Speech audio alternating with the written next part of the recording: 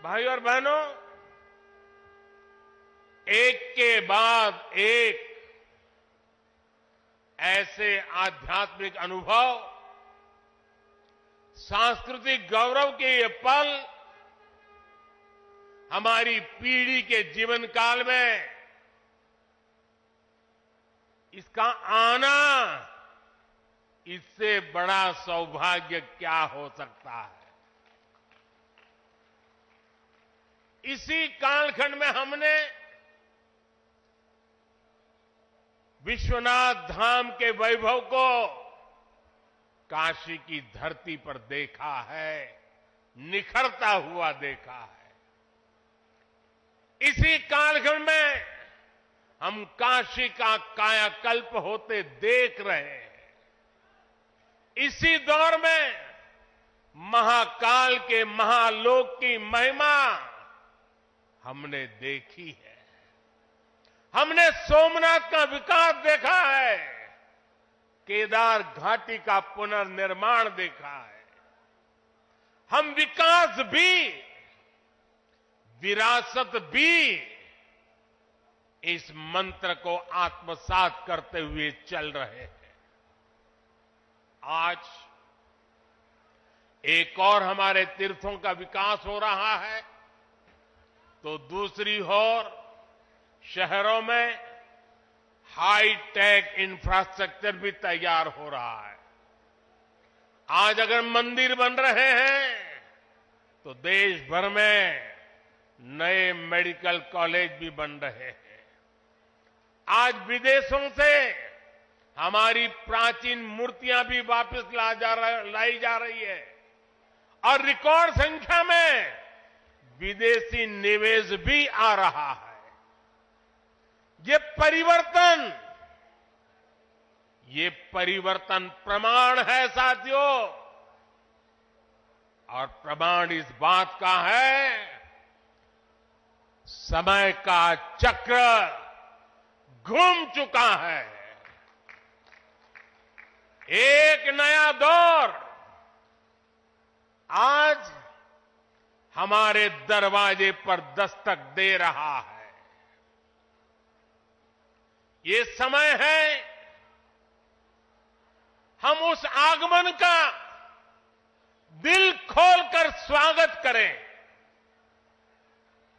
इसलिए मैंने लाल किले से देश को विश्वास दिलाया था, यही समय है, सही समय है।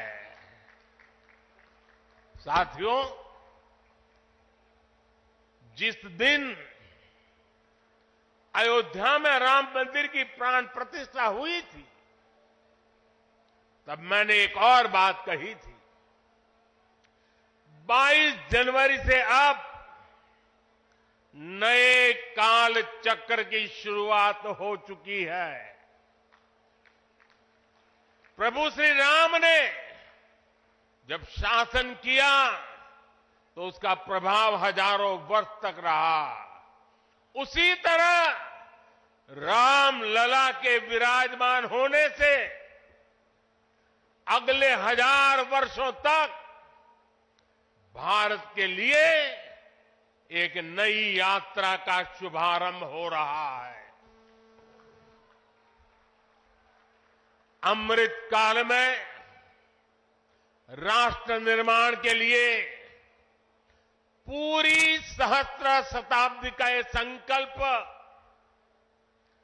केवल एक अभिलाषा भर नहीं है, ये एक ऐसा संकल्प है जिसे हमारी संस्कृति ने हर कालखंड में जीकर दिखाया है। भगवान कल्कि के विषय में आचार्य प्रमोद कृष्णम जी ने गहरा अध्ययन किया है। भगवान कल्कि के अवतार से जुड़े कई सारे तथ्य और शास्त्रीय जानकारियां भी आचार्य प्रमोद कृष्णम जी मुझे बता रहे थे। जैसे उन्होंने बताया कि कल्कि पुराण में लिखा है, शंभले वस तस्तस्य सहस्त्र परिवत्सरा, यानी भगवान राम की तरह ही कल्कि का अवतार भी हजारों वर्षों की रूपरेखा तय करेगा।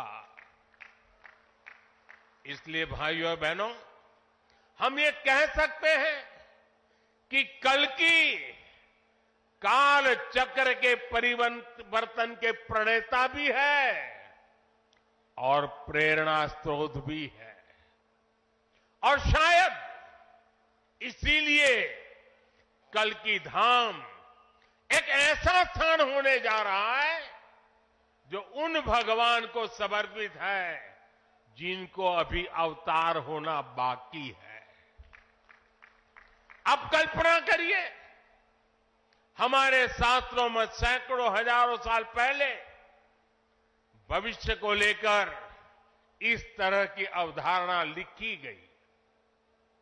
हजारों वर्ष बाद की घटनाओं के लिए भी सोचा गया। ये कितना अद्भुत है। और ये भी कितना अद्भुत है कि आज प्रमोद कृष्णम जैसे लोग पूरे विश्वास के साथ उन मान्यताओं को आगे बढ़ा रहे हैं, अपना जीवन खपा रहे हैं। वो भगवान कल्कि के लिए मंदिर बना रहे हैं, उनकी आराधना कर रहे हैं। हजारों वर्ष बाद की आस्था और अभी से उसकी तैयारी, यानी हम लोग भविष्य को लेकर कितने तैयार रहने वाले लोग हैं। इसके लिए तो प्रमोद कृष्णम जी वाकई सराहना के पात्र है। मैं तो प्रमोद कृष्णम जी को एक राजनीतिक व्यक्ति के रूप में दूर से जानता था, मेरा परिचय नहीं था। लेकिन अभी जब कुछ दिन पहले मेरी उनसे पहली मुलाकात हुई तो ये भी पता चला कि वो ऐसे धार्मिक आध्यात्मिक कार्यों में कितनी मेहनत से लगे रहते हैं।